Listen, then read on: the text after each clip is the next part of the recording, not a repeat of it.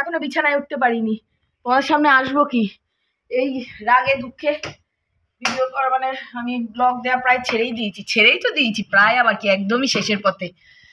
সময় পাই না, সময় হয়ে ওঠে না, ছেলে নিয়ে মেয়ে নিয়ে পড়া নিয়ে স্কুল নিয়ে এসব আমার দ্বারাই হবে না, বুঝেছো? এখনো কাজই শেষ হচ্ছে না, এমন ছেলের পেছনে চিৎকার করছি, মাথাটা দপ দপ দপ দপ করছে, তার মধ্যে লেগেছে ঠান্ডা, আর ভালো লাগছে না। বসে আছে দেখো, কি করেছে পরে বলছি। তার মধ্যে দুজনার ঠান্ডা লেগেছে, ছেলের মেয়ের দুজনারই, স্কুলে যায়নি, এমন ঠান্ডা লেগেছে ওদের মুখ স্টপ হচ্ছে না, কেসেই যাচ্ছে। আর আমার মেয়ের তো বিশাল মারাবাড়ি, ওদের থেকে আবার আমার লেগেছে, সকাল থেকে মুখটা আমার বিরাম দিচ্ছে না, গলাটা চুলকেই যাচ্ছে। আর এখন চিৎকার করলাম, গলা দিয়ে আওয়াজও বেরোচ্ছে না, আবার কেসেই যাচ্ছি। একটু বিছানায় উঠবো এবার ভাবছি। আবার 5:30 থেকে মেয়ের স্যার আসবে, অঙ্ক স্যার, তারপরে আমার বোনরা আসবে, আজকে তুলুর গান আছে, তবলা আছে, আজকে আসবে।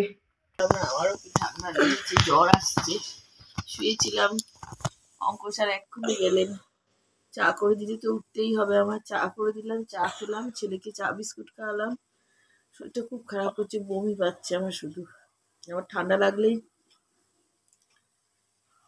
দেখেছিস তুই কি করলি, কি ক্যামেরাটা গার্ড করলি, আমার ঠান্ডা লাগলেই শুধু বমি পায়। ওর বাবা আবার মাংস নিয়ে এসছে, মাংস দেখে আমার কান্না পেয়ে গেছে। এখন পরিষ্কার করতে হবে, বাবা মাথার শিরাগুলো এরম হচ্ছে, সব ছিঁড়ে পড়ে যাচ্ছে।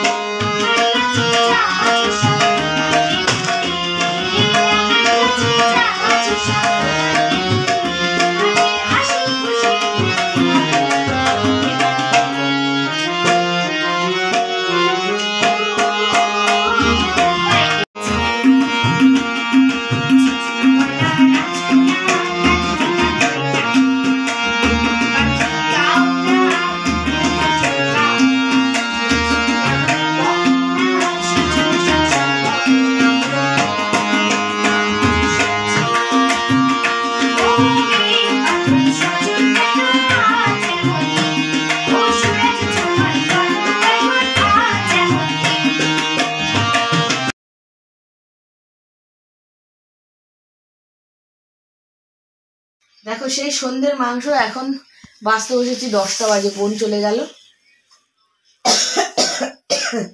ওরা যাবে আমাদের পাড়ায় পুজো হয়েছে, বারবার করে বলে গেছে। দেখলে তো ঠাকুরটা দেখালাম তো তোমাদের, ছেলে সেই না মা চলো চলো, আমি দেখ আমি ওষুধ খেয়েছি ভালো লাগছে না, বলছে না একটু চলো। সে গেছিলাম, দাঁড়িয়েছি, আর দেখি আমার বোন আসছে, ওর সঙ্গে আবার চলে এলাম। এই মাংস দেখো, এই ঘরের মধ্যে ভালো পরিষ্কার করা যায় কি হ্যাঙ্গামি, রাতের বেলা যে রেখে দেবো ফ্রিজে, সব রক্ত মাংসগুলোর মধ্যে ভেতরে সোপ করে নেবে, আর যখন রান্না করবো মানে গপ গপ করে রক্ত বেরোবে।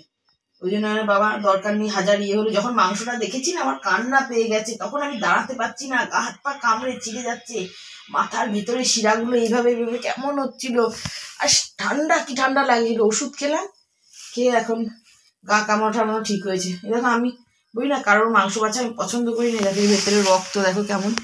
এই বাবা এক একজন আর মাংস ধোয়া যা নোংরা দেখি, ভেতরে রক্ত, এগুলো না কেটে ফেললে হবে না। আমি একটু ভাত খেয়ে নেবো, দুপুরের ভাত আছে ওই খেয়ে নেবো, শুধু বমি পাচ্ছে, আমার ঠান্ডা লাগলেই শুধু বমি পায়। এটা সকালবেলায় এসেছিলো, আমি পরে একটু অ্যাড করে দিলাম। অনেক দিনের স্বপ্ন পূরণ হতে চলেছে আমার। এই যে দেখেই বুঝতে পারছি এটা ওয়াশিং মেশিন, আর আমার বারান্দায় না একটু অন্ধকার মতো, ওই জন্য তোমাদের হয়তো একটু অন্ধকার মতো লাগতে পারে। এই দেখো আমার ওয়াশিং মেশিনের ফুল লুক, অনেক দিনের স্বপ্ন পূরণ হলো আমার আজকে। আমি কোনোদিনও ভাবতে পারিনি যে আমার ঘরে এই ভাড়া থাকি আমি থেকে ওয়াশিং মেশিন কিনবো। হাউস রেন্টে থেকে মনের ইচ্ছা মতো তো জিনিস কেনা যায় না। আমার ঘর যেগুলো রয়েছে জায়গা খুব শর্ট, নিজেদেরই চলাফেরার এত অসুবিধা, তার মধ্যেও নিয়ে নিলাম। কি বলো তো, আমি আর পাচ্ছি না, শরীরেও দিচ্ছে না, আর সময়ও ছেলে মেয়ের পেছনে এত দিতে হচ্ছে, পড়ার পেছনে, ওই জন্য এটা নিলাম। দেখো এটা হচ্ছে আরেকটা আমার স্বপ্ন পূরণের দ্বিতীয় নম্বর জিনিস। দুটো জিনিসই আমি কিনেছি আমার স্বপ্ন পূরণের জন্য, একেবারেই কিনলাম। এটা সাসপেন্সই থাক, কদিনের মধ্যে এটা যখন ওপেন করা হবে তখন নয় তোমাদের আমি দেখাবো। মানে আমি ভাবতে পারিনি এই দুটো জিনিস, আমি এত কস্টলি জিনিস আমি একসঙ্গে নেব। আজকে তাহলে আসছি, হ্যাঁ, টাটা।